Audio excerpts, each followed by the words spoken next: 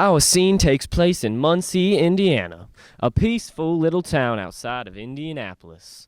At least, it's usually peaceful.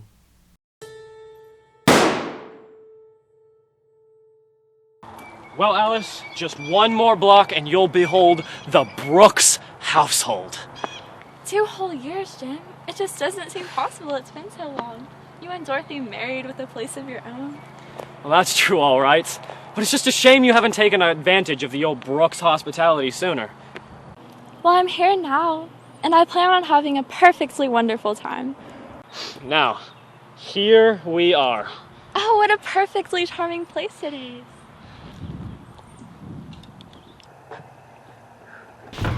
Dorothy, it's Jim. Alice is here. Jim, look. What? What? She's dead.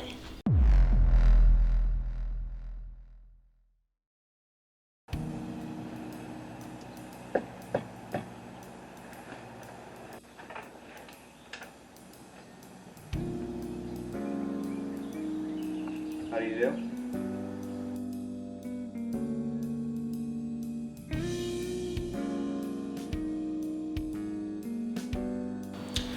Mr. Brooks, I'm afraid you and Miss Manning will have to submit to some routine questions. I'll be happy to help in any way I can, Inspector. Thank you, Miss Manning. Now, Mr. Brooks, while we're waiting for some information that I phoned for, I want you to tell me everything, exactly everything, that happened this morning.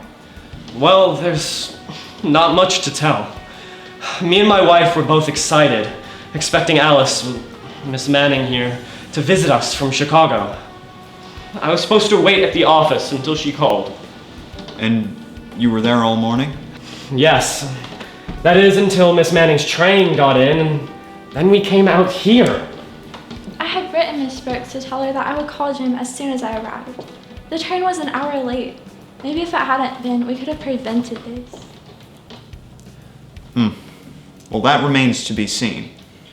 Apparently, Miss Brooks was sitting here in this chair putting red polish on her fingernails when she was shot from behind.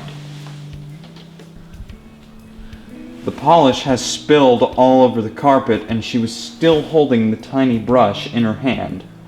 She must have recognized her attacker, and since she did not die instantly, she printed these initials here on the floor with the polish. D-O-C. D-O-C. I wish we could tell whose initials she was trying to reveal. You sure you don't know anyone whose name would fit that? Positive. I can't. Yes, Miss Manning?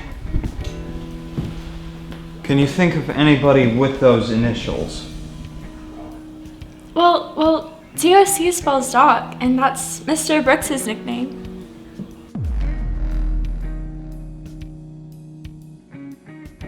Why, it can't be. Yes, Mr. Brooks. I haven't been called Doc in over 2 years. It was a nickname I picked up in high school. My wife hated it, so she never called me it. No one in Muncie even knows me by Doc.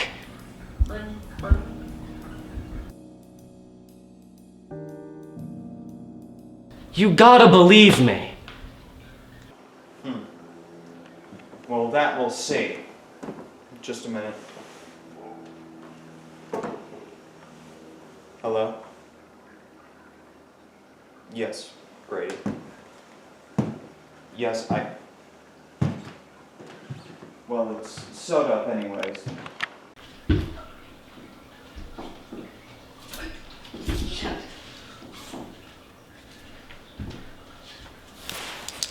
Well, you both will be happy to know that our little murder is solved. No, Miss Manning. It wasn't Doc here. I'm arresting you, Miss Manning, for the murder of Dorothy Brooks. Why did the inspector arrest Miss Manning for the murder of Mr. Brooks? In a moment we'll hear, but first, a word from our sponsor. Every morning, a good man needs something that is hot, steaming, and something that he wants to pour his sugar all over. That thing is Falger's coffee, so good it'll satisfy all your cravings. And now, back to our story. Your train wasn't late, Miss Manning. That phone call just verified the fact. You came out here, murdered Mrs. Brooks, returned to the station, and called Mr. Brooks to pick you up. That wasn't what really gave you away, though, Miss Manning. Too bad you didn't know that Mr. Brooks was no longer called Doc when you printed those letters on the carpet. The next time you print a name to throw suspicion around, you better get the name right. But there won't be a next time, will there, Miss Manning?